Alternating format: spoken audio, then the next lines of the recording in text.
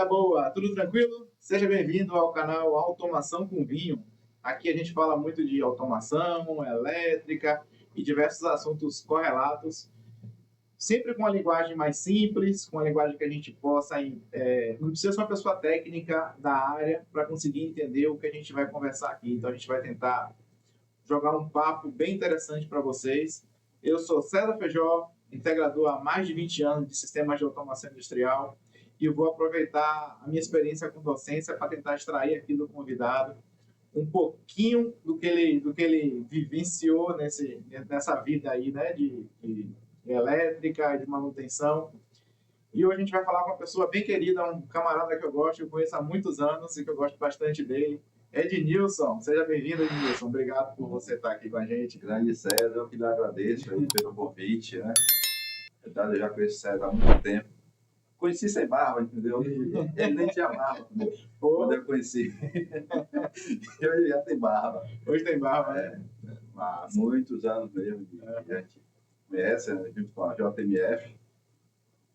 Conheci primeiramente aí seu pai, que hoje não está aqui, mas foi um dos primeiros que eu conheci na JMF. Foi um professor ali, ele me ensinou a trabalhar. Nosso professor, né? Nosso professor, né? Ele que nos atendia. Me apresentar. Meu nome é Ednilson, né? Eu sou... Ednilson, enquanto você se apresenta, deixa eu só abrir o vinho para a gente aqui. Vou aproveitar para abrir o nosso vinho de hoje. Muito bem, né? Nossa automação com vinho, né? É automação com vinho, né? Pensei que era com água. Olha a água. Água tem, né? Olha isso, acho que o abridor de rolha tá aí do seu lado, tá aí? Tá, né? Joia. Vamos tomar um Carmené aqui da Vale Central chileno. Joia? Com certeza, vamos experimentar. Aqui, né? Pode ser cair os dentes aí, mas vamos experimentar. Joia. É, Sim, como é que você chegou até aqui? Conta um pouquinho. Quem é Ednilson? Ednilson tem uma formação em eletrotécnica, sou também tecnólogo, engenheiro eletricista e especializado em automação industrial. Minha vida começou nessa área, eu tentando escolher o que eu queria fazer, né? Na realidade, né? E quando eu fui fazer o curso técnico, eu dizia que eu queria fazer instrumentação. Não necessariamente, né? Instrumentação, mas não porque eu conhecesse instrumentação, porque eu achava o nome bonito. É mesmo?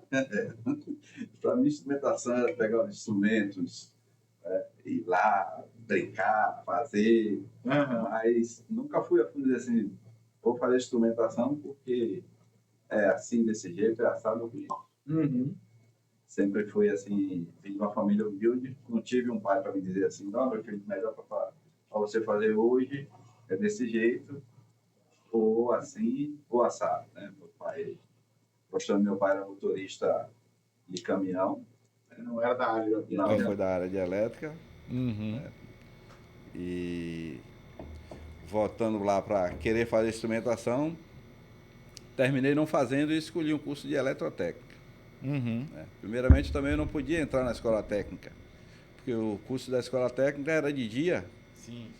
E infelizmente eu tinha que trabalhar também, né? E eu tinha que fazer um curso à noite, porque não poderia me disponibilizar durante o dia só para estudar. Eu tinha que ajudar a minha família também, por ser, inclusive, o mais velho. Entendi. E fui fazer um curso, talvez ninguém hoje conheça, né? Fiz meu segundo grau de eletrotécnica no Pinto de Carvalho, que era à noite, e os professores eram da escola técnica, por incrível que pareça. Nossos professores eram da escola técnica. E fui para a área de eletrotécnica. Minha carreira começou, digo assim, carreira, né? É que eu comecei muito jovem. Num concurso que eu fiz para a Petrobras. O concurso era para operador de sonda, extração de petróleo. Passei em segundo lugar, fiquei maravilhado. Vou trabalhar na Petrobras, vou trabalhar com petróleo. E fui fazer o concurso, passei, cheguei na própria Petrobras, me deram uma semana de treinamento, lanche, almoço, aquilo tudo maravilhoso. Aquele banquete. Tudo maravilhoso, tudo maravilhoso. Padrão Petrobras, de acolhimento. Exatamente. Quando eu fui para a área, né, que eu fui para uma sonda, no meu primeiro dia, na sonda começou a jorrar petróleo.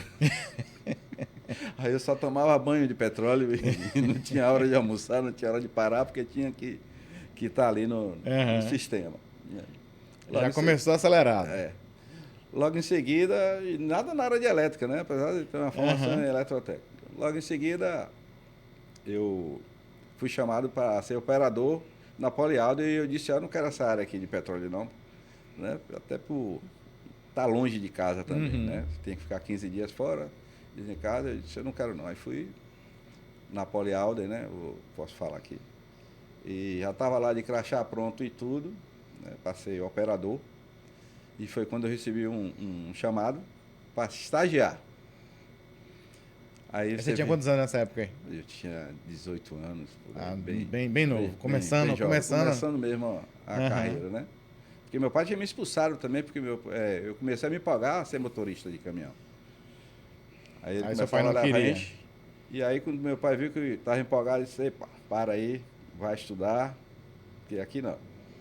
Graças a Deus. E aí eu fui chamado para estagiar,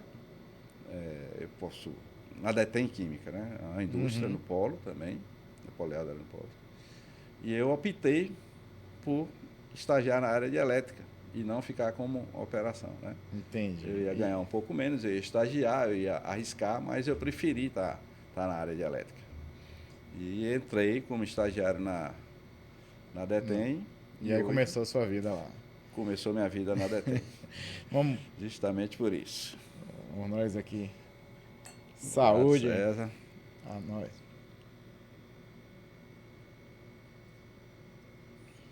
Boa. Muito bom, viu? Muito bom. Dá pra gente beber aí até o final. Fica à vontade. Tá, então você falou que sua formação é eletrotécnica, eletrotécnica, tecnólogo e engenharia elétrica. Fez engenharia elétrica aqui? Elétrica, sim. Na UFBA? Não, eu fiz na área 1, né? Na área 1? Na verdade, quando eu fiz tecnólogo, porque... 3 formações, tudo na área de elétrica? Tudo na área de elétrica. E depois eu fiz a parte de especialização, inclusive na Unifax, né? Entendi. Joia. Que é automação industrial. Sim, eu lembro. Você lembra lá quando... Tivemos até uma área prática no Cimatec, se eu não me engano. Sim. Mas aí a gente continuou e eu estou indo para a área de engenharia clínica, né? Agora engenharia clínica. Nunca ia imaginar que eu ia passar por essa área. O mundo dá muitas voltas, né? De saúde, exatamente, né? Porque eu, na indústria, eu estagiei e fui contratado. Né? Fui eletricista, passei a ser supervisor, depois fui gestor da manutenção também, né? Eu era um dos responsáveis pela manutenção. Depois, a manutenção elétrica juntou-se à instrumentação, né? Que virou um setor único, e a gente passou a aprender também um pouco mais da automação, né? Instrumentação que hoje chama automação. E aí foi ali que você foi ver a instrumentação que você queria ter visto lá no início da carreira. Foi ali que você foi fazer o dia a dia da... eu já, antes mesmo de unir as duas áreas, eu já ficava olhando, né, como era que funcionava. Né? Teve uma época que eu fui para trabalhar no turno. Logo depois eu fui trabalhar no turno, eu passava alguns meses no turno. E na área de elétrica, assim, a gente fazia as leituras diárias e depois eu ia para a operação. Aí eu ficava lá olhando o sistema, o controle, e aí fui aprendendo bastante em relação a isso. Né? Foram muitas madrugadas? Como é que era? Muitas madrugadas. Tinha chamados a qualquer hora do dia? Qualquer hora, não tinha do dia ou da noite, na verdade, final de semana? Como é que é essa vida na área de manutenção aí elétrica? Principalmente depois, né? Acabou o turno, aí o que acontecia? Qualquer problema era chamado. E aí nós tínhamos vários problemas. Mas você trabalhava de turno? Já trabalhei de turno. Eu trabalhava no ADM e trabalhava no turno também. Certo. Né? Porque às vezes uma pessoa do turno tinha que tirar férias, se afastava. Né? Mas eu nunca quis ficar no turno. Agora eu queria o administrativo, porque a gente ia vendo outras coisas no administrativo, outras áreas. Né? E no turno a gente estava bem focado em subestações. Mas acabou o turno e aí o que acontecia, ligava para o pessoal, né? O pessoal da área técnica. Mas nesse meio termo também a gente resolveu digitalizar a subestação, né? Fazer uma subestação automatizada. Isso melhorou bastante, porque a gente tinha acesso de casa, e conseguia, às vezes, resolver o problema com a pessoa que estava na unidade. Né? Você conseguia acessar remotamente e dar um suporte a quem estava no turno. No turno. Não, já não tinha mais turno. Já não tinha mais turno. Mas sempre ia uma pessoa, né? Quando ia o eletrotécnico, ia a operação. Sim. E às vezes a gente conseguia fazer a coisa via remoto. Né? Porque você consegue fazer. O bom da automação hoje é que... Você manobrava a subestação remotamente? Fazia a manobra? Conseguia. Operar? Não, nunca fiz de casa, né? Certo. Mas como a gente tinha um sistema, eu preferia estar presente. Porque mesmo em elétrica, eu gosto de ver, de olhar, de ver o que é que a gente está fazendo. Porque às vezes remotamente você fecha um disjuntor, mas você não está vendo se aquele disjuntor lá centelhou, se realmente como atuou. E você, presencialmente, você via tudo, né? A gente tinha um sistema supervisório dentro da subestação e a gente conseguia fazer tudo remotamente. Isso foi assim muito maravilhoso. Isso foi uma evolução, né? Foi uma evolução muito bom. Mesmo porque eu até brinco com o Roberto, né? Tinha os beguins que vocês são autorizados, né? A gente deu muita manutenção em beguim. Deram muita manutenção, vocês que iam lá fazer. E, inclusive, resolvemos substituir todos. Né? Porque eram disjuntores mais antigos. Né? Aquela proteção limitada também. Sim. E hoje... Era só sobrecorrente, eu acho, né? Se não me engano, era só sobrecorrente. 50-51, se eu não me engano. Só tinha 50-51. E aquela que se ajustava na mãozinha lá, né? Uns tapzinhos. Os botõezinhos. Os tapzinhos que você ia. Eu me lembro bem. Aí resolvemos substituir e colocamos relés digitais, né? Porque facilitava as coisas. Daí a gente... Manutenção era aquele dia a dia mesmo, né? Você tinha que estar lá. Mas foi uma experiência, assim, muito boa. Porque eu conheci muita coisa. Né? Eu conheci a parte de motores síncronos.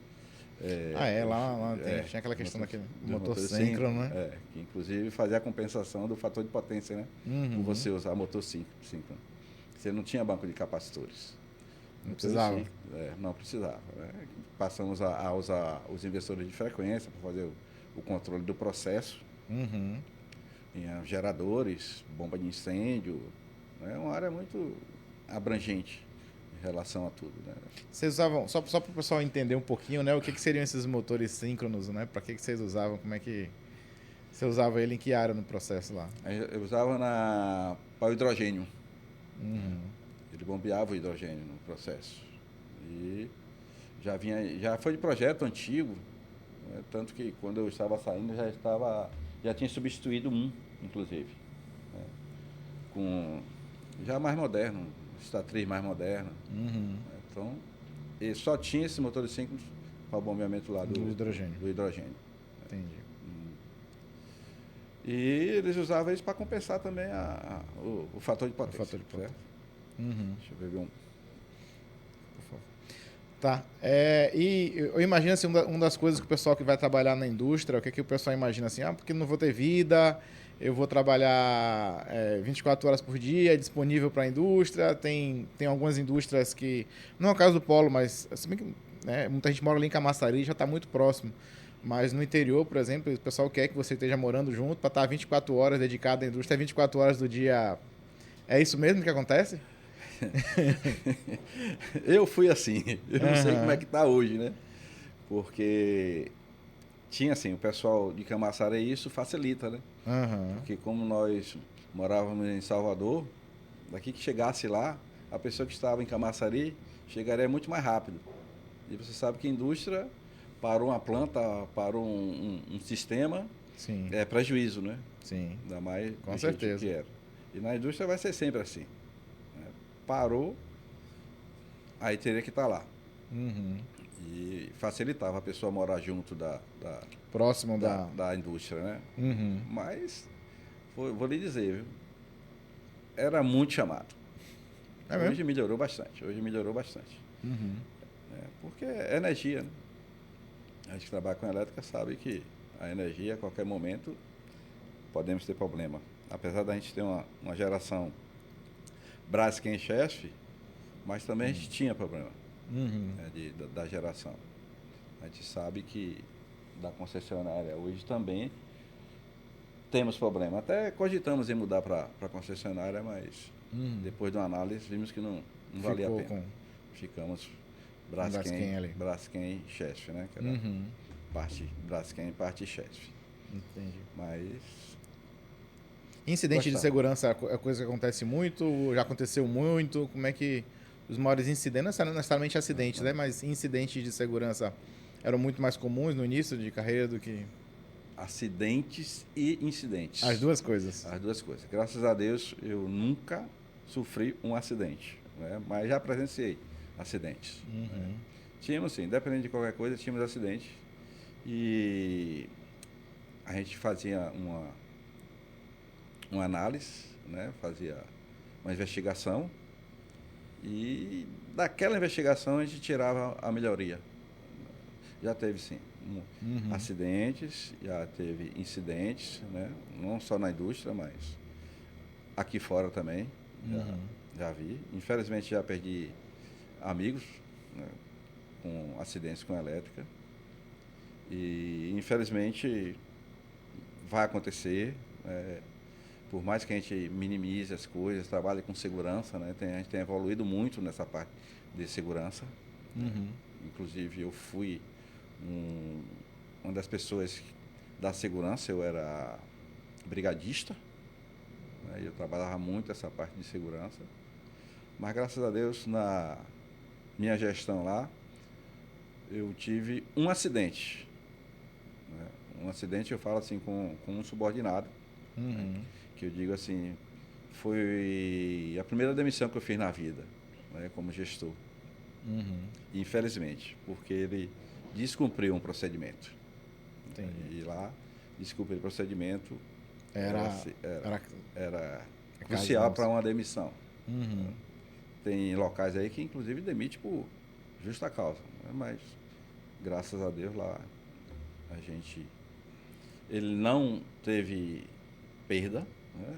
Foi um acidente, mas só danos materiais.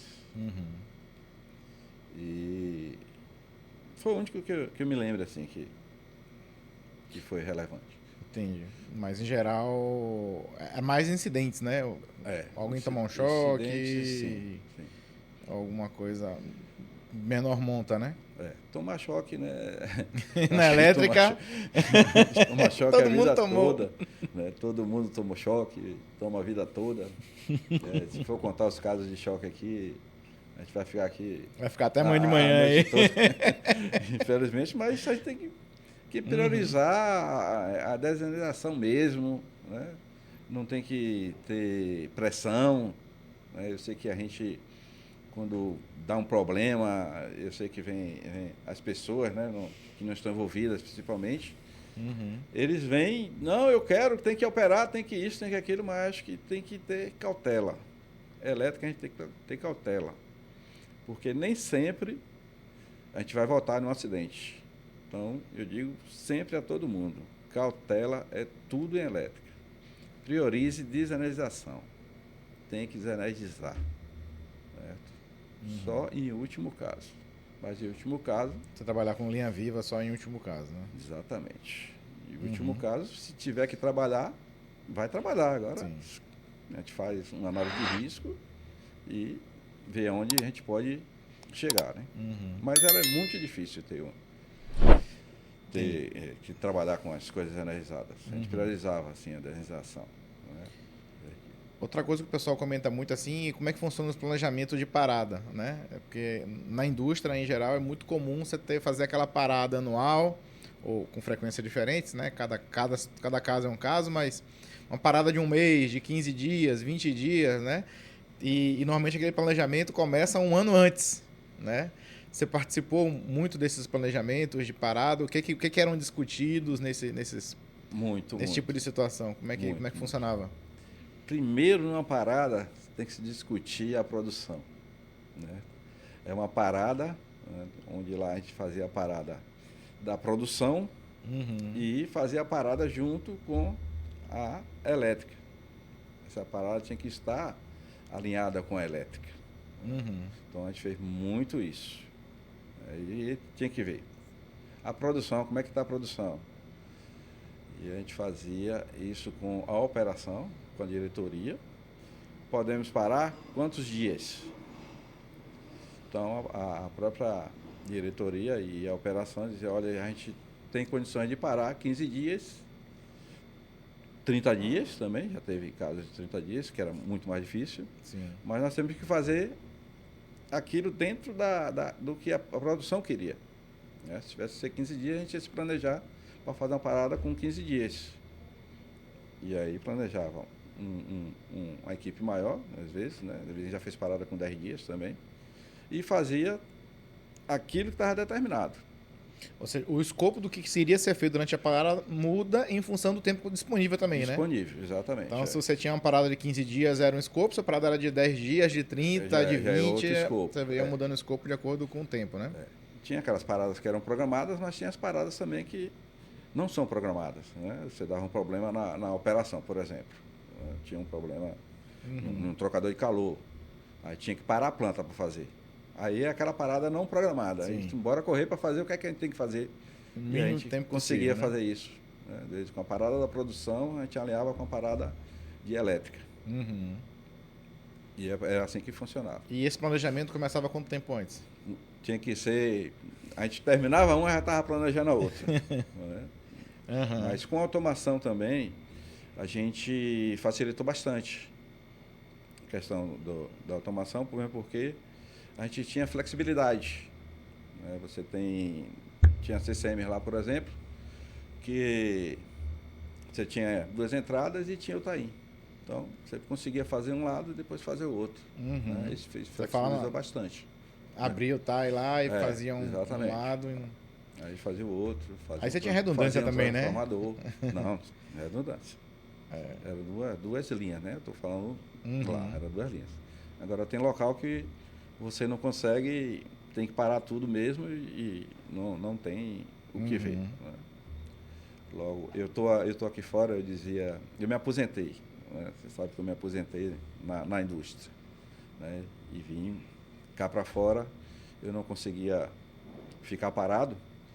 E aí Lorival me chamou, antes mesmo de me aposentar. Lorival é meu sócio na 2L, a gente tem a empresa 2L Serviços Elétricos. E antes de eu me aposentar, ele já dizia, venha trabalhar comigo. E Lorival foi a pessoa que eu trabalhei com ele, né? Eu fui estagiário dele na indústria. E olha, assim vai pensar, pô, Lorival deve ser... Não, ele não tem uma idade, mais ou menos a tua idade, um pouco mais velho do que eu, né? Lorival tem 69 anos. Então, quando eu cheguei, ele já estava lá, né? Sim. Eu fui estagiário dele, na realidade. E aí nós fomos trabalhar juntos e de qualquer forma, a gente vive a mesma coisa, né? Sim. É elétrica. Né? Bem diferente cá fora. Eu posso dizer que... Isso é interessante, né? Bem diferente da indústria. Como é que foi essa transição? Como é que foi, assim, falando assim do lado pessoal, do lado familiar, como é que você chega em casa e diz assim, pô, eu vou sair de um emprego que eu estou há 20 anos, estável na indústria, e vou seguir carreira solo, com empresa própria. Como é que isso funcionou dentro de casa? César, dentro de casa eu não sei, mas na minha cabeça eu sei, viu? Na minha cabeça eu fiquei assim, eu digo, vou me aposentar, não aposento, não aposento. Mas assim, eu queria outros ares. A gente estava preso na indústria, né? Eu até dizia, pô, isso aqui eu sei, tá na palma da minha mão. Né? Tá tudo sob controle. Ali eu estava na palma da minha mão, né? Ali você tinha um controle de tudo. Né? Exatamente. Eu não sei o que é que eu irei encontrar lá fora. Mas eu tinha curiosidade, eu queria descobrir algo mais, eu queria ver outras coisas, né? Eu queria entender melhor, talvez, a distribuição, a transmissão, que lá eu não tinha isso, né? Sim. Eu tinha uma coisa você era consumidor, focada, consumidor, em subestações. Então, eu tinha essa vontade. Sim. E quando eu vim cá para fora, eu descobri que eu sabia muito pouco, por incrível que pareça. Eu estou sempre estudando, descobrindo as coisas, mas cá fora eu descobri que tinha muito pouco. Mas foi duro para sair. Eu, inclusive... Essa transição de carreira durou quantos anos? Até você... de chegar à ideia de que, poxa, o Lorival, né, te oferecer assim, ou comentar contigo sobre a oportunidade, até você efetivamente sair, isso durou quanto tempo? Isso aí durou uns 6 meses. 6 meses? Não, ele sabia que eu já ia me aposentar, né? Eu já tinha o tempo de me aposentar. Certo. Né? E ele disse, não, quando você se aposentar, você vem trabalhar comigo. Você vem trabalhar comigo. Mas a própria empresa não queria que eu fizesse isso naquele momento. Né? Sim. Até uma questão de transição. Né? E, inclusive, eu tive um tempo de transição. Né? Trouxe outras pessoas para fazer essa transição. Né? Mas minha cabeça balançou bastante. Olha, vou sair do negócio certo, né? Apesar de sair aposentado. Mas, assim, o dinheiro cá fora, da aposentadoria, era menor. Né? E eu tinha que viver com isso. Ou buscar outras coisas. Foi o que eu fiz, né? Fui buscar outras coisas. E cá fora eu aprendi muito e tenho aprendido bastante no restante das coisas. E naquilo que agora eu fui para uma área hospitalar, né? Engenharia clínica. Hoje trabalho na área de elétrica, né? Equipamentos hospitalares, na área... na área de elétrica. A gente começou com instalação de equipamentos de bioimagem. Né? Aí isso eu já tenho uns 7 anos fazendo isso. Sim. E vou aproveitar que você colocou um pouquinho aqui, vou dar uma volta.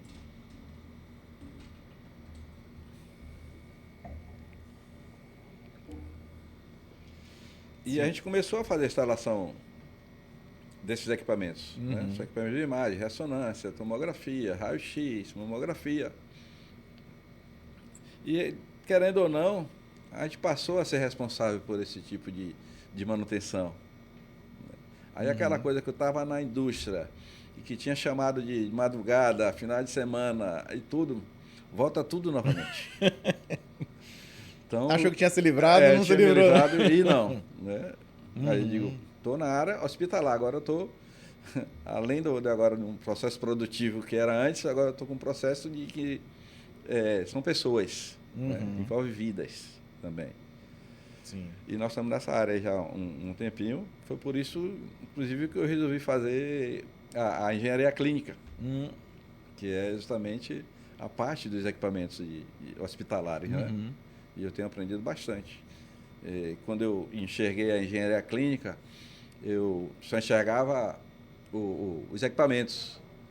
Mas lá não, lá você está estudando tudo. De pressão, de temperatura, corpo humano. Está estudando muito isso. E o que são os principais desafios que você está enfrentando lá agora, na engenharia clínica? Não, na engenharia clínica assim, é o conhecimento dos equipamentos. Sim, né? do funcionamento. Porque o que acontece hoje? A gente tem muito conhecimento na área de bioimagem, mas a gente passou, por estar dentro do hospital, passou a ir ver outros setores. Né? Um centro cirúrgico, uma UTI. E aí lá você tem equipamentos. Você tem muitos equipamentos, inclusive, que não pode parar.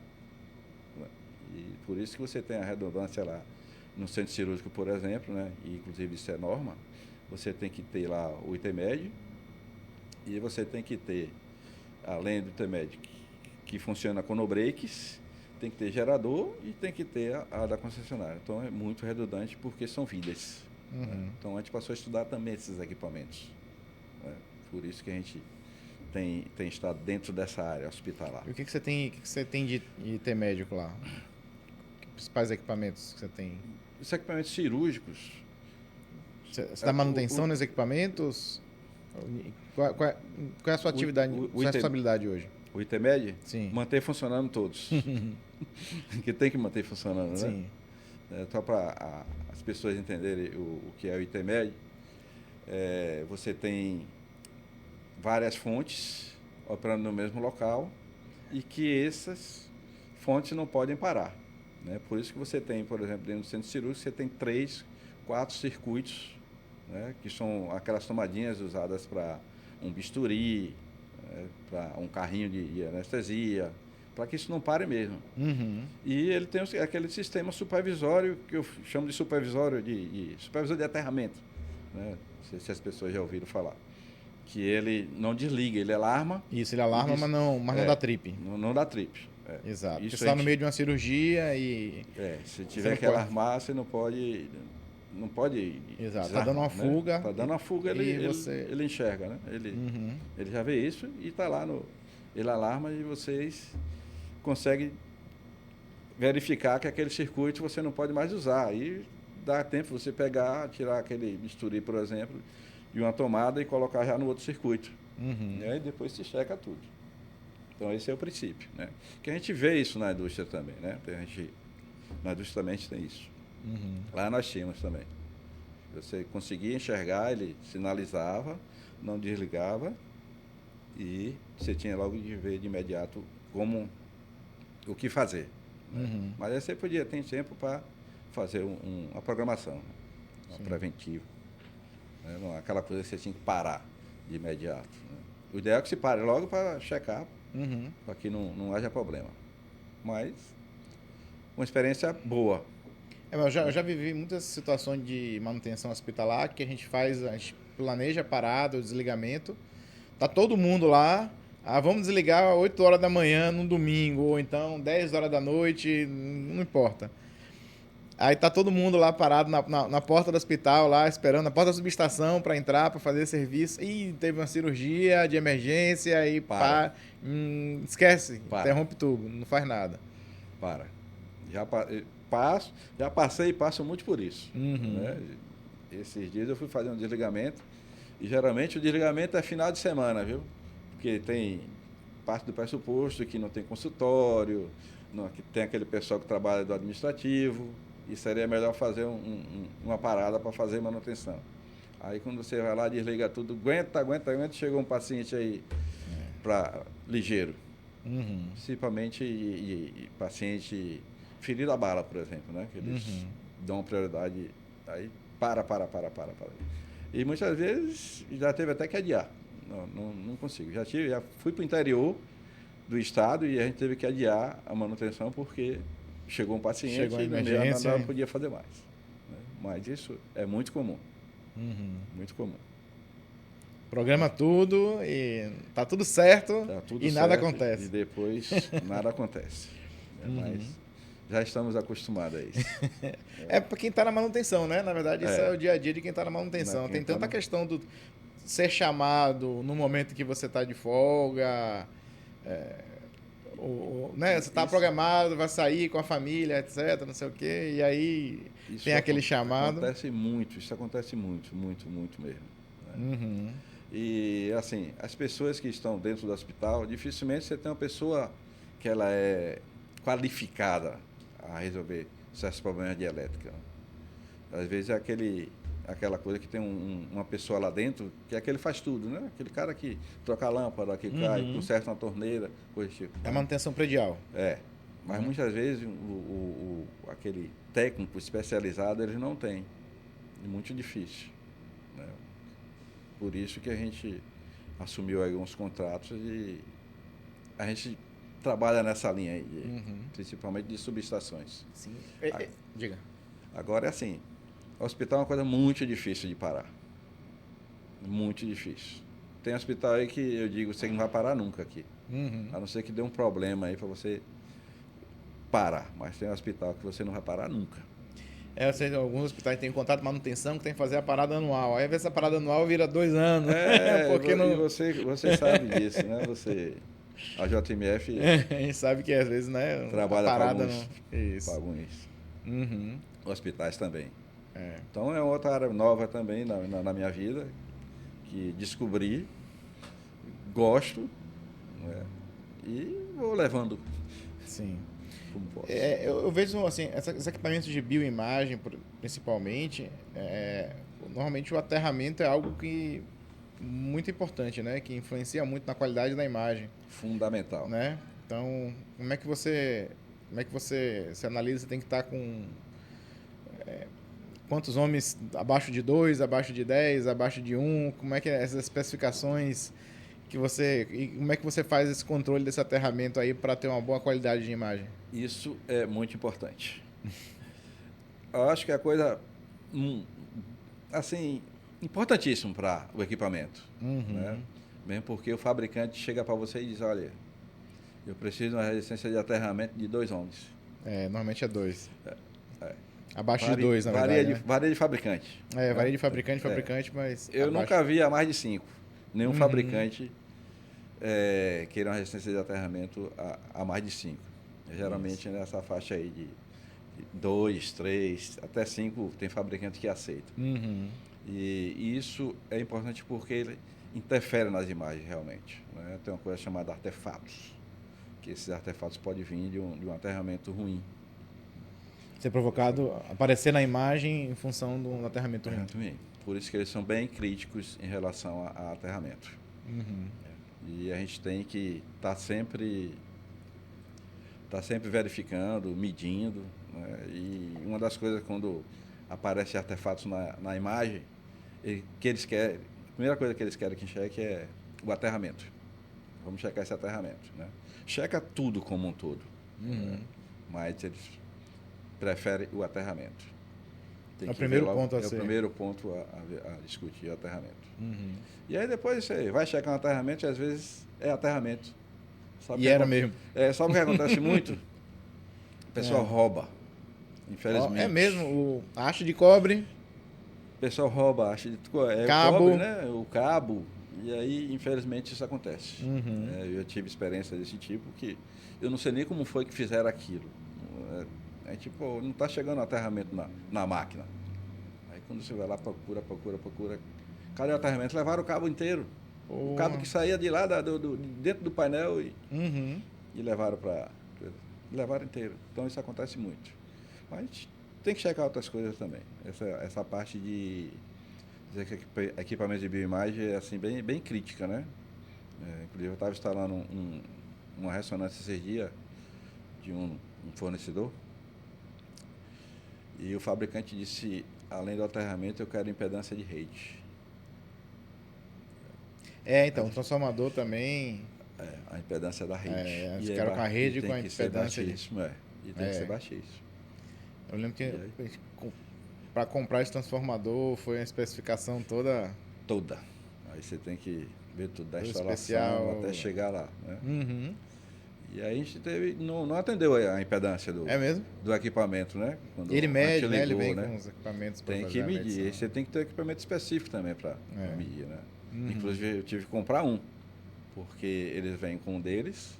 Sim. E a gente fica sem parâmetro. Né? Aí a gente teve que comprar um, inclusive, para entregar o equipamento dentro da impedância que eles pediram. Sim. Né? Porque eles não ligam o equipamento. Isso é uma coisa... Isso já é um outro fabricante, mas a maioria deles trabalham assim. Né? A questão do aterramento e a questão da impedância. São 2 pontos críticos. Exatamente. E você entra na questão da climatização, de ar-condicionado para esses ambientes, que também é crítico, né? Você tem que ter um controle de temperatura e umidade, uhum. Né? E tem que estar lá como eles querem. Né? Porque, no fundo, começa a condensar, né? Se você não tiver esse controle.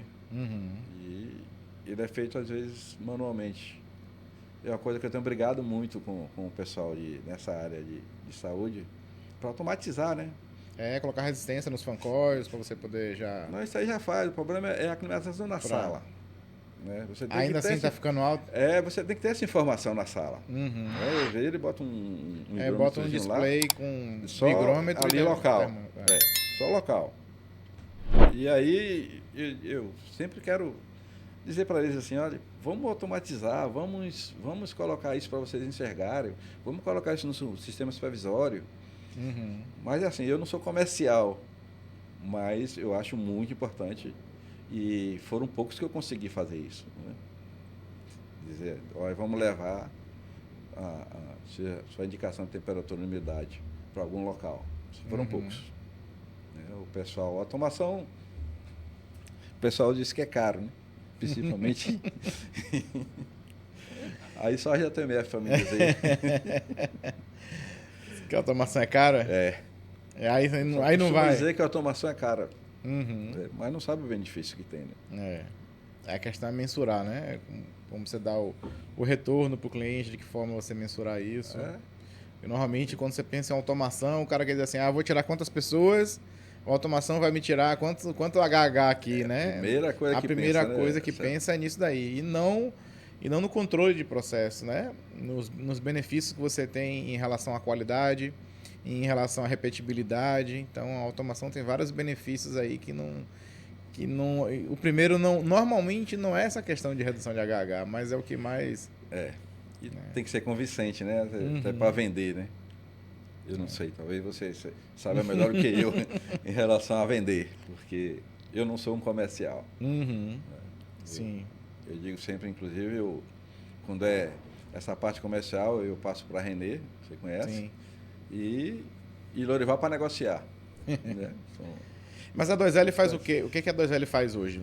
Conta um pouquinho pra gente aí o que A 2L hoje é uma empresa já trabalha do projeto, né? Projeto, a manutenção, a instalação e a consultoria. É o grande foco. E a 2L fabrica quadros. Né? Só que um tempo atrás, 90% dos serviços da 2L era fabricação de quadros. Hoje inverteu-se. 90% hoje é serviço. Serviços e 10% hoje é montagem de quadro. A montagem de quadros e painéis, né? A fabricação de quadros e painéis. Então, tem tido muito mais serviço na área de serviço. Na realidade, tem tido muito serviço. Sim. Ao invés de fabricação de painéis. Então a gente faz muito isso. Entendi. Tá? Voltando lá para... Diga. Não, eu tô falando, a gente também tem o contrato que a gente faz sobre facility, né? Sim. Onde a gente pega aquela parte da manutenção elétrica, hidráulica, climatização, engenharia clínica, que a gente faz um contrato como um todo. Né? E a gente trabalha em cima disso também. Entendi, joia. Então, e aí, hospitais públicos, privados, clínicas, toda essa área? Clínicas, hospitais públicos, hospitais privados. Todo esse segmento aí é atendido. Deixa eu voltar um pouquinho lá para trás, do Ednilson com 18 anos que você comentou aí. Quer que eu me emocione aí, né? meu passado aí. Que essa opção de fazer elétrica foi sua ou foi do seu pai? Como é que foi isso aí? É como eu falei, não tive a orientação de meu pai em relação a... Ele só não queria que você fosse motorista. Motorista. Não sendo motorista, estava topando qualquer negócio. Quando ele viu me pagando para ser motorista, ele disse, não, você vai estudar. Né? Então, eu não tive, assim, a orientação, na realidade. Né? Eu tinha, assim, comentário de um amigo, comentário de outro, né? A questão da instrumentação. Né? Sim. Inclusive, quando eu fui para a indústria, eu dizia sempre para um amigo meu, ele foi estagiar nessa empresa. Sim. E ele, como instrumentação. Aí eu dizia ele, a minha maior vontade é trabalhar nessa empresa aí que você trabalha, que ele falava tão bem, que graças a Deus aconteceu, eu fui estagiar também e lá fiquei. Assim como ele ficou, né? Ele saiu junto comigo aí praticamente. Aliás, eu saí primeiro, mas ele, logo em seguida também ele se aposentou e saiu. E quando você olha para trás, você acha que a elétrica foi a carreira que você queria realmente? Foi algo... No início, eu dizia assim, o que é que eu vou fazer? Eu tinha essa dúvida na minha cabeça, o que é que eu vou fazer? Né? Se eu ia fazer elétrica mesmo? E aí termina você assim, fica naquele ponto duvidoso, né? Que isso aconteceu, inclusive, com meus filhos. Mas eu estava lá para orientar. Vou até te contar depois uma história de um dos meus filhos. E quando eu fui para a elétrica, eu já me apaixonei. Na matéria, no curso de eletrotécnica, a gente tinha matéria física. Inclusive, era um dos professores lá da escola técnica, né? Na época. Aí eu disse, eu vou fazer vestibular para física. E fiz. Né? Só que eu não tinha condições de estudar. Eu fui na Federal na época, né? Passei, mas eu não tinha condições porque os cursos na Federais também eram durante o dia.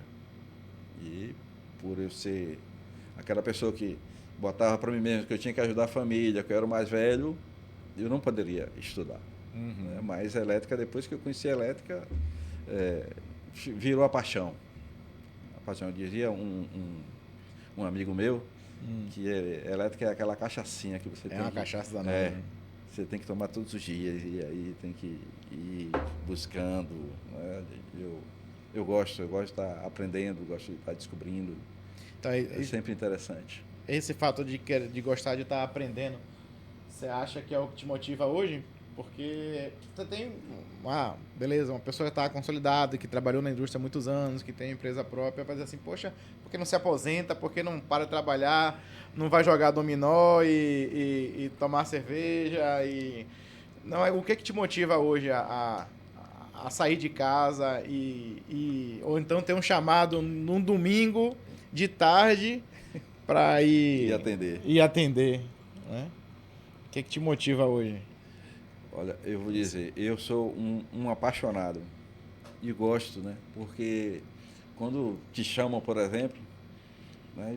Te chamam porque teve um problema. Sim. Né?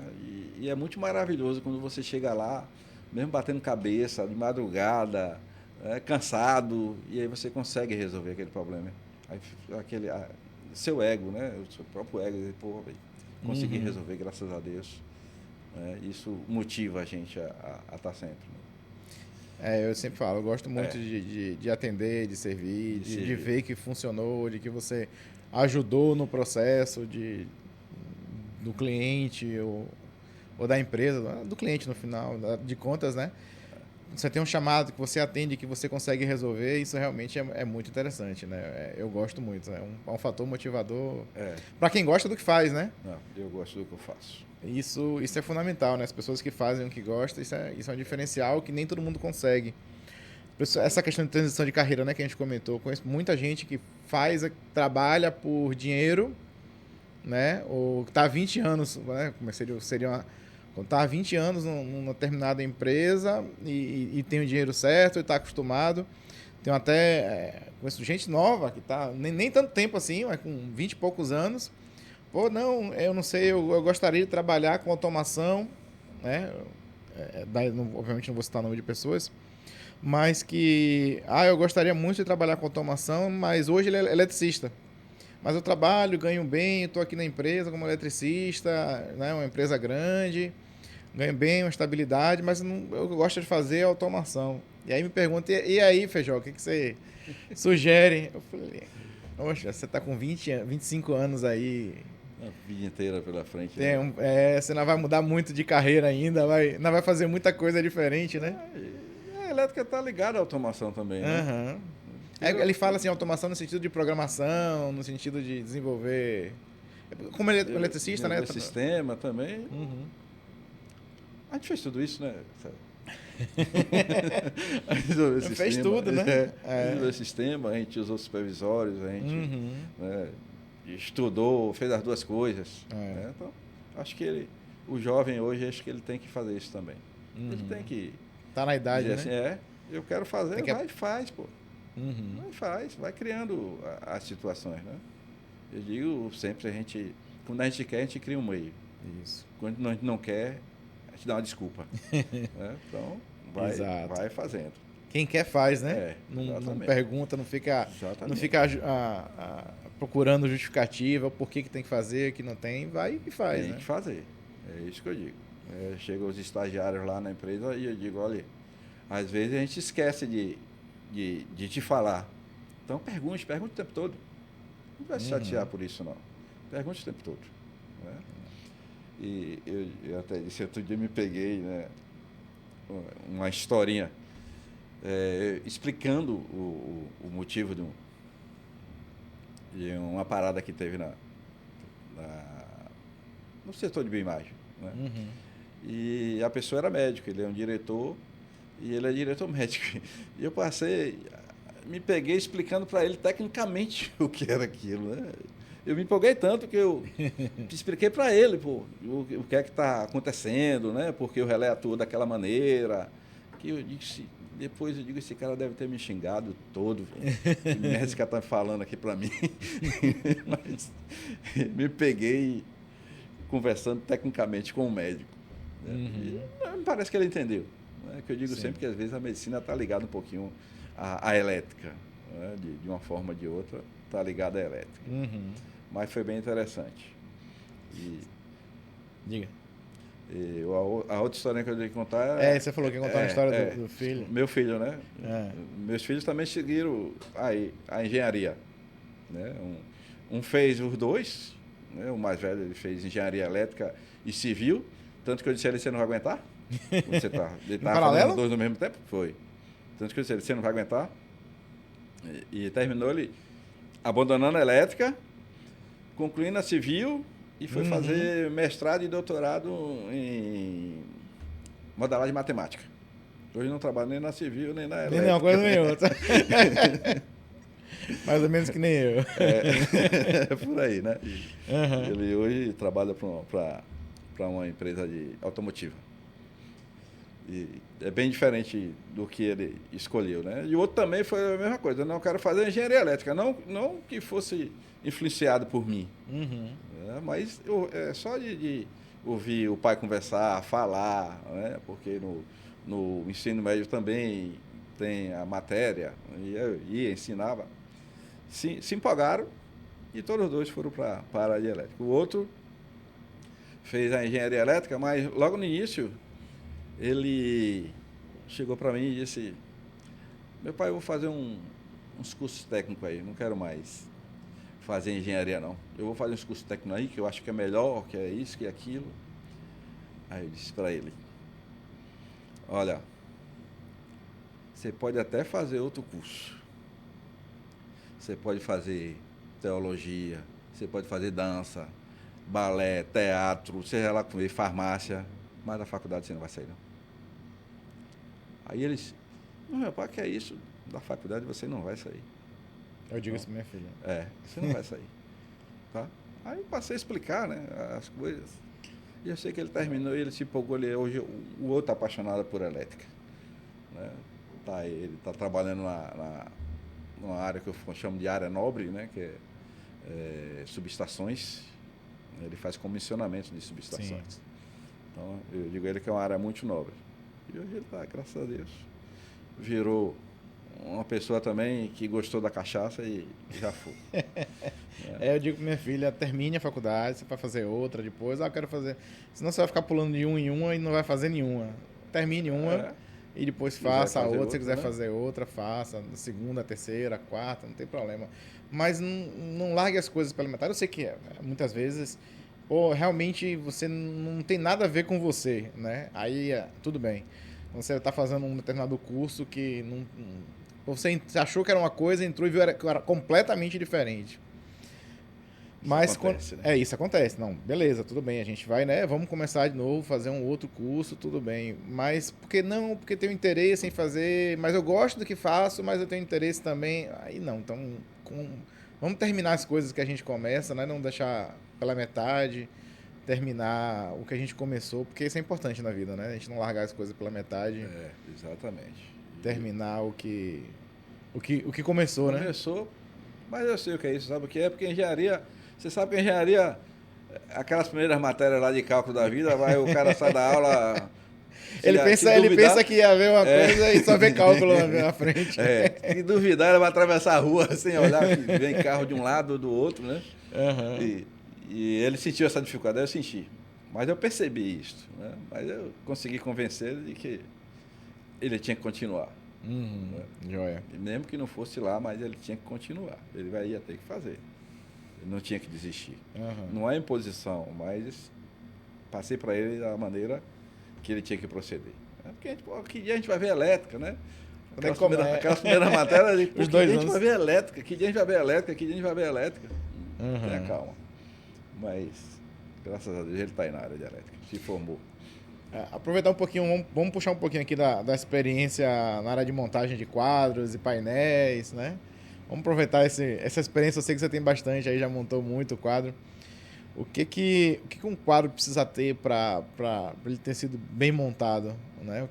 Quando você chega um pessoal lá na sua empresa que tá começando a montagem de quadro, normalmente você diz assim, poxa, isso aqui é importante, não tem que fazer acontecer, né? Eu digo sempre para eles, primeira coisa que se tem que fazer, eu acho que até isso vale para nossas vidas, nosso dia a dia, é você ter um projeto. Não adianta você chegar e dizer, vou chegar aqui e vou montar um quadro. Né? Primeiro, tenha um projeto em mãos. Né? E quem projetou sabe o que fez. Às vezes, viu? Às vezes a gente pega uns projetos meio ruinzinhos, né? A gente pega uns projetos aí que até discorda, né? Sim. Pô, mas a gente chega pro próprio cliente, olha, eu acho que você tem que fazer dessa maneira, né? Eu acho que você tem que fazer dessa maneira aqui, porque dessa maneira aqui você vai ter assim. E tem aqueles que relutam, né? Acho que tem gente que não gosta de dar o braço a torcer, mas depois termina fazendo e tem que fazer o correto. E eu digo para eles, faça o que é correto. Primeiro o projeto, depois faça um planejamento, veja tudo que está precisando e comece sua montagem. Porque em elétrica eu digo que a gente não pode errar. Eu digo, não pode errar. Né? Então, faça com qualidade. Tenha amor àquilo que você está fazendo. E não faça aquilo que você tiver dúvida. Em elétrica, se tiver dúvida, não faça. Né? Então, é as primeiras coisas que eu falo para quem vai montar um quadro. Né? A JMF sabe que monta quadro também e eu acho que a gente tem que ter qualidade naquilo que a gente faz. E eu prezo por isso. Eu prezo pela qualidade. Eu prezo pela segurança. Né? Tanto que os quadros chegam lá para montar, eu retorno às vezes para o cliente, você não quer adicionar isto, não? Né? Eu vou dar um exemplo assim, seu quadro o projetista não colocou... Isso nem começou a montar ainda, né? Isso tudo é antes de começar a montar. Exatamente, Eu digo para eles. Planejamento, né? Exatamente, planejamento. Gente, seu quadro, o projetista não botou um DPS, vamos colocar um DPS, por exemplo. E aí ele conversa com o projetista e o projetista fala, não, eu esqueci. Às vezes acontece isso. Eu esqueci, mas tem que ter mesmo. Esquece mesmo, né? Esquece. Porque a gente no dia a dia esquece. Uhum. E eu digo sempre assim, eu acho que o projetista, antes de ser projetista, ele teria que estar na área um pouquinho, né? De viver um pouquinho da área, né? Porque às vezes acontece também, o cara vai ser projetista, ele nunca viu... Nunca foi pro campo, nunca foi no campo. Né? E eu digo sempre, o projetista deveria ir no campo, para ele saber o que está fazendo, e ele lembrar da instalação, e ele lembrar da manutenção, porque às vezes não lembra. Né? O projetista, às vezes, ele não lembra. O cara que foi da área, ele vai lembrar. Né? O que acontece muito lá. O cara que foi... Às vezes, pô, velho, eu não consigo montar um quadro desse tamanho, né? Um projeto desse em um quadrinho conforme está pedindo o projetista. Sabe por quê? Porque na hora que o cara for lá colocar um cabo, fazer uma manobra, coisa desse tipo, ele não vai ter nem espaço para colocar a mão. Aí eu volto lá. Vamos colocar uma caixa maior, por exemplo. Então, essa é a minha experiência com quadros hoje. Que também para mim foi uma coisa nova, né? Montar quadro para mim foi uma coisa nova. E eu digo sempre, teste tudo, veja tudo, cheque tudo antes de liberar para um cliente. Porque já aconteceu. Depois do quadro sair da fabricação, sai da fabricação, às vezes a gente próprio instala, né? Aí chega lá, você encontra um parafuso folgado, por exemplo. Né? Isso foi um erro cá atrás, na própria montagem. Então, é uma coisa, os erros, né, a gente vai aprendendo também. E lá o que acontece? Erro, todo mundo erra. Né? Eu prefiro que não erre, mas quando acontece, o que é que eu faço? Eu reúno a equipe como um todo e já comento com todo mundo, para que aquilo sirva de lição, né? Sirva de aprendizado para o restante da equipe. Né? Porque hoje você tem que gerenciar também pessoas, né? Gerenciar a equipe. Então, eu acho muito importante isso. Teve muito problema de projeto quando você chegou na área lá e foi fazer a instalação, montagem e o projeto não podia ser executado, você devolver para projetista. Já arrumou muita confusão com isso aí, com o projetista? Já. Isso já veio acontecer, porque... Já. Eu acho que você também já viu isso, né? A gente vai fazer a instalação, a montagem, aí... Chega lá e... Às vezes o projetista nem vai lá, rapaz. Você já viu isso? Já viu isso, acho né? que já. Já viu isso na vida. O projetista nunca foi lá.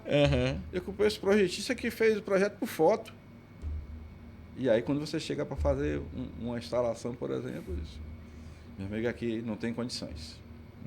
Aí, liga para o projetista e diz assim. E bom aqueles que concordam, né? Sim. Porque tem uns que não, vai ter que ficar assim. Tá bom. Acho que também a gente tem direito a recusa e dizer, eu não vou fazer assim. Dessa maneira eu não vou fazer. Como eu já fiz. Já negou o serviço, porque... Não vou fazer assim. Isso é importante. Você quer fazer assim? Eu não vou fazer assim. Ah, é cliente, é isso, é aquilo. Se eu convencer o cliente, tudo bem, mas se ele disser, não, mas tem que fazer assim, eu digo para ele, eu não vou fazer assim, porque para mim, no meu jeito de enxergar, isso aqui está errado. E já fiz isso. Já fiz isso. Exemplo, meu pai, né, trabalhou muito com os projetos, cansou de ganhar obra por otimizar projeto. Vinha o projeto, né, para fazer da subestação, da instalação, seja lá, normalmente subestação, e ele analisava o projeto, né, o instalador ou a construtora chegava para ele com o projeto, o projeto é esse aqui, o que a gente pode fazer para... Aí ele dava uma outra solução completamente diferente, que tirava o cubículo daqui, passava para lá, subia, descia, mudava o cabo, a transferência, aí chegava na outra solução que, em geral, dava uma economia boa e isso é que fazia ganhar o serviço, ganhar a obra. Otimizar projetos, né? Sempre tem alguma... Normalmente, sempre tem exagero, né? Mas normalmente você tem alguma otimização a ser feita no projeto que você recebe, né? Aconteceu com ele, já aconteceu comigo também. Muitas vezes. De você pegar o projeto aí. Pegar o projeto e dizer, olha, eu acho melhor você fazer assim. Né? Mas aí você tem que ter aquele poder de convencimento também, né? Para até não chegar para o profissional lá que fez daquele jeito, dizer, pô, você fez errado. Ou não. Vamos sentar aqui um pouquinho, vamos conversar. Você não acha que dessa maneira é assim, não? E tem muita gente que agradece, viu? Assim como tem aqueles turrão que não, tem que ser feito assim, tem outros que agradecem, não, pô, obrigado, você viu, enxergou, e é realmente isso. Não, assim como a gente comete erros na montagem, na instalação, é normal, acontece do projetista acontecer algum erro. A forma de que você fala é que é a questão, né? A forma com que você leva o problema até ele, eu acho que faz toda a diferença depois no futuro, né? Exatamente. Eu não chego lá para dizer, olha, seu projeto está errado. Eu só chego e digo, olha, eu acho que você deveria fazer isto. Eu uso muito a palavra acho. Eu acho, minha sugestão é que você deveria fazer isso. Aí você põe um negócio na cabeça dele, né? Você não tá, é diferente, né? Você está errado. Não pode ser assim. Não. Eu acho... Bate de frente, né? Eu acho que ele vai dizer, pô, por que é isso? Aí, muitas vezes, na maioria das vezes dá certo. A pessoa concordar, mas tem aqueles turrões, viu? Aqueles que eu que sei fazer, eu que fiz e tem que ser feito assim. Tá bom, sem problema nenhum. A 2L trabalhou também, pelo menos está no nome lá, a parte de barramentos. Você trabalhou muito barramentos também, não? A especialidade da 2L é barramento. Tanto que você vê, às vezes, no logo da 2L, é especialista em barramento. Exato. Né? Já fizemos alguns serviços juntos, inclusive, na questão de barramento. Porque às vezes você quer modificar um CCM, não vou falar assim CCM, né, um quadro de grande porte, como por exemplo um retrofit no disjuntor. Você tinha lá os baguins, né, aqueles antigos DM, por exemplo. Sim. O cara não quer mais um DM, o cara quer um disjuntor mais moderno, né? Mesmo sendo baguin, JMF, isso ainda são. Não tem mais representação da Beguin. Não tem mais representação. Tem um tempinho, né?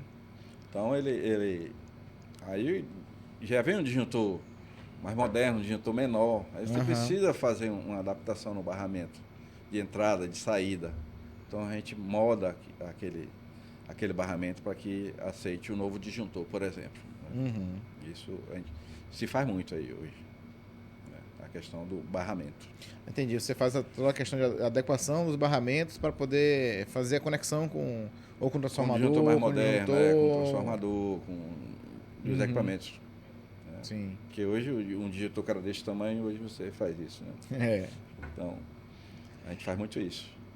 É a especialidade, inclusive, de Lourival, né? Que Lourival que sai da indústria, Lourival só trabalhou com barramento, né? Fazer os quadros e diante.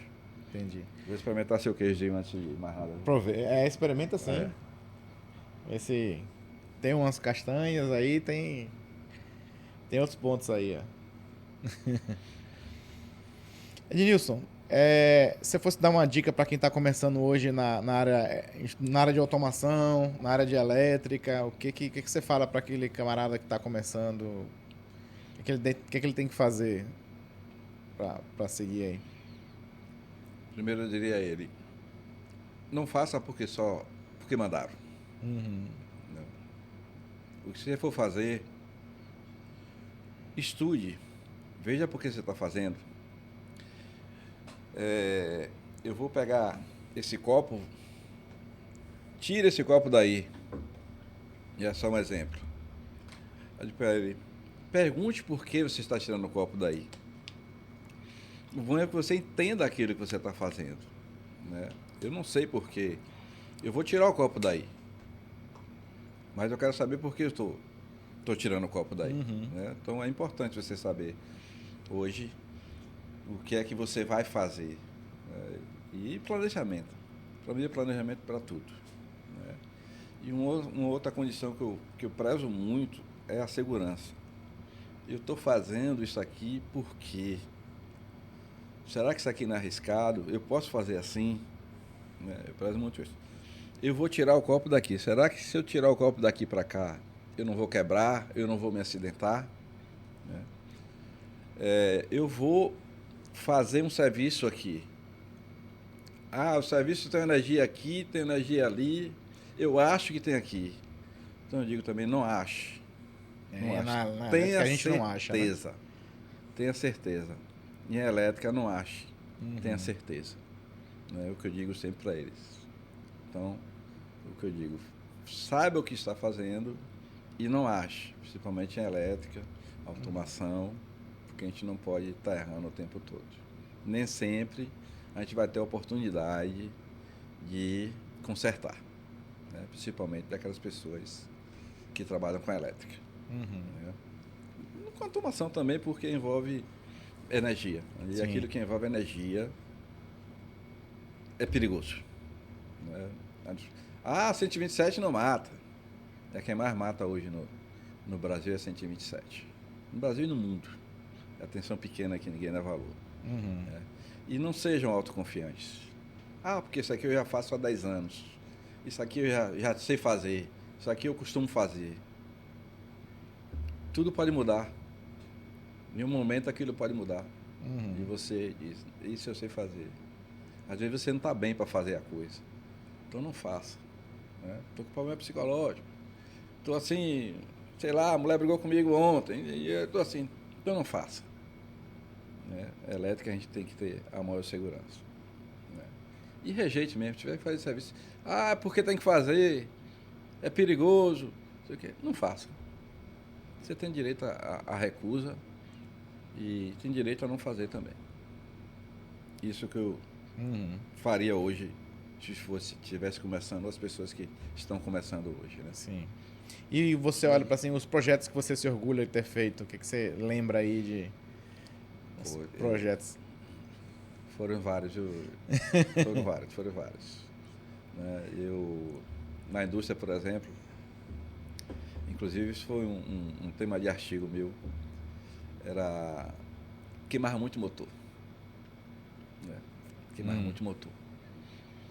E eu brigava muito com a operação e a mecânica, brigava no bom sentido. Tanto que eu dizia, o problema aconteceu aqui por causa da mecânica, o problema aconteceu aqui por causa do processo, por causa do operador. Né? Então, foi uma coisa que a gente trabalhei junto com eles, né? E ouvindo, inclusive, os operadores, ouvindo aquelas pessoas que estavam envolvidas. E a gente conseguiu reduzir muito a queima de motores. Mas não foi só mudando. Lá o relé que tinha que calibrar, né, a parametrização. Foi também conversando com eles. E a gente reduziu bastante. Sabe por quê? Quando você está com o seu carro, que você ouve um barulho estranho, né, o que é que você faz? A primeira coisa que você faz é parar logo para verificar. Foi, né? Pô, tem um barulho estranho aqui, tem que parar logo para verificar. Então isso acontecia muito. O operador, o mecânico, por exemplo, estava passando ali o tempo todo e ele sabe que aquilo não era barulhento, por exemplo. Né? Aí passava na área, via aquele barulho, olha, fulano, o motor está fazendo barulho. Né? Então a gente trabalhou muito em relação a isso. E eu gostei muito do que a gente fez, né? Porque a gente reduziu bastante. Reduzimos aí mais de 90%. Mas eu não entendi, foi o que? Só em tratar as pessoas. As pessoas? Conscientizar as pessoas daquilo que se fazia. Né? O lubrificador, por exemplo, né? A gente fazia para ele. Porque eu comecei a perguntar a ele: quantas vezes você lubrifica isso aqui? Qual o tempo? Você sabe a quantidade de graxa que você tem que colocar aqui? Tal. Aí despertou no próprio lubrificador. Ele, rapaz, eu nunca me atentei para isso. Sabia? Aí, às vezes, a gente abria um motor, estava entupido de graxa. Era entupido, né? Que ele tinha que lubrificar o rolamento. Sim. Aí, era entupido de graxa. Aí, era um dos motivos da queima de motor, por exemplo. Né? A baixa isolação, a graxa e tal. E foi um dos projetos que eu me orgulho, assim, de ter trabalhado em relação a isso. Esse trabalho de conscientizar as pessoas, de treinar e capacitar, isso é muito legal. Então, muito. Para quem gosta de trabalhar com pessoas, né? Tem alguns. E tudo é maneira de você conversar, né? De trabalhar. E principalmente quando as pessoas aceitam. Pô, é mesmo, isso aqui a gente pode ver isso. Aí investir em treinamento. Né? Eu digo sempre, olha, tem que investir em treinamento. As pessoas têm que treinar. Isso acontece hoje também na área hospitalar. Sabia? Quando eu chego lá, às vezes tem um equipamento quebrado. Isso aqui é mau uso. Eu digo, isso aqui foi mau uso. Aí não foi falha no equipamento. Não. A gente vai lá e conversa com a pessoa da unidade, por exemplo, lá com o enfermeiro, o coordenador. E aí diz para ele: você fez isso dessa maneira? Ah, não. Você fez isso dessa? Não, porque nunca me informaram. Nunca me disseram como é que tinha que usar. Então, é bem importante você conscientizar as pessoas. E eu tenho certeza que você vai reduzir bastante problema. Vai evitar muito problema em você conseguir conscientizar as pessoas. Treinamento. Dá treinamento. Ah, porque eu não sei usar isso aqui. Vamos dar treinamento. E a gente fazia muito isso. Tanto na indústria como na hospitalar hoje. E tem alguma coisa que você, poxa, isso aqui não deveria ter sido feito, ou você possa falar que foi errado e hoje analisando, poxa, não é algo que eu deveria ter feito ou que eu faria diferente? Aconteceu situações nesse formato que, assim, vamos dar exemplo, né? Poxa, a gente trabalhou num projeto e a gente especificou tal equipamento, Mas aquele equipamento não era adequado para o projeto. Estou dando só algum exemplo, tá? Alguma coisa desse tipo assim que seria importante ter evitado, ou às vezes segurança, alguma coisa voltada para segurança no trabalho, que, poxa, eu ia lá e o negócio estava ligado, eu fazia assim mesmo, porque o processo não podia parar, não queria parar o processo. Isso acontece. Isso acontece. Eu vou dizer assim, nada assim que diga arrependimento, né? Uhum. Mas tem coisa, por exemplo, que eu digo, pô, eu podia ter feito de outra forma. Né? Eu podia ter colocado esse copo aqui de outra forma, talvez tivesse sido melhor. Né? Mas eu digo para as pessoas, às vezes a pessoa que está de fora enxerga melhor, por incrível que pareça. Por isso que eu digo ao pessoal lá, procure trabalhar com alguém, às vezes não tem condições, mas procure trabalhar com alguém, até para a pessoa que está lá de fora enxergar que você não está fazendo dessa maneira. Né? Eu já fiz coisas assim, desse tipo. Eu enxergar que aquilo não ia dar certo e dizer, eu vou fazer para ver o que é que dá. Eu vou fazer para ver o que é que dá. Eu já energizei um equipamento com baixa isolação. E eu jamais faço isso na minha vida, em lugar nenhum mais. Porque eu vi. O resultado. O resultado. Graças a Deus a proteção atuou. Mas, a fuga que deu. Eu estou dando um exemplo disso. Eu estava com uma baixa isolação e assim, não era uma baixa isolação, estava dando zero, né? Mas aí eu vou energizar, esse negócio estava operando. Né? E eu já fiz isso. Isso é muito comum, né? Não estava funcionando até hoje, por que não? É isso que as pessoas falam.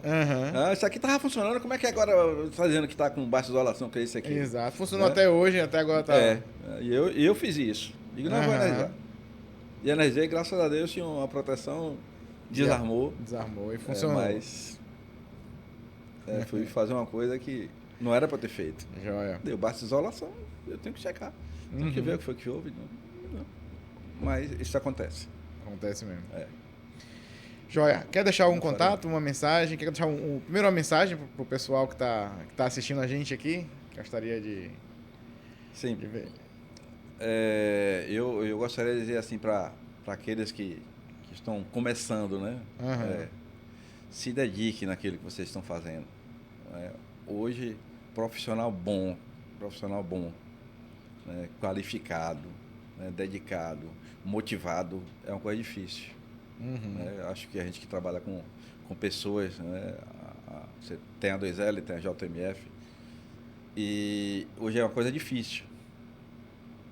É muito difícil, né? Você procurar um profissional dessa maneira. Então, sejam assim, procurem ser o melhor possível, né? Se dediquem, porque vocês não vão se arrepender.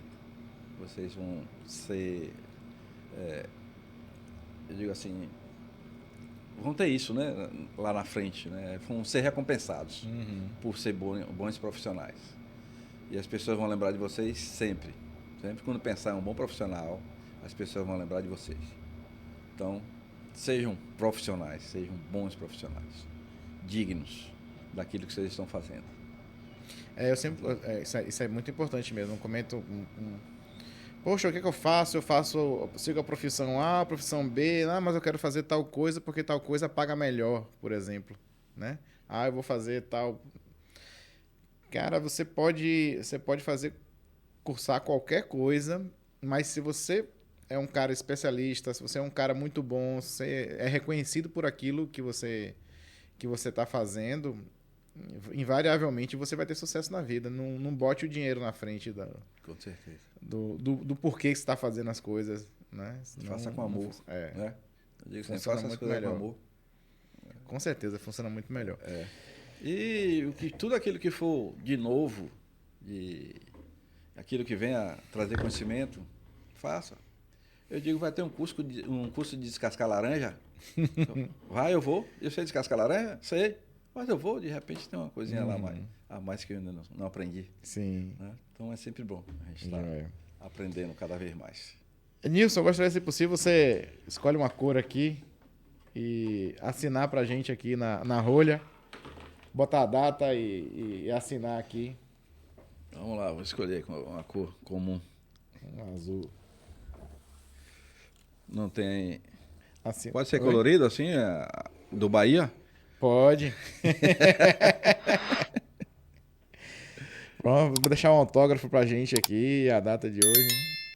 Pra gente poder recordar esse momento É aqui. ruim de assinar aqui, mas vamos lá.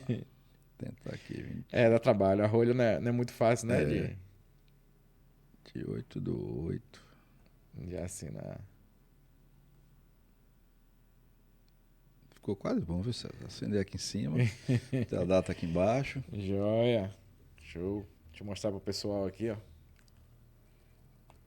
A assinatura do homem. Essa assinatura de R$10 aqui, você pega uma Coca-Cola aí, não Dá pega pra não? comprar Coca-Cola. Não Dá toma não. cerveja, não. O vinho que nós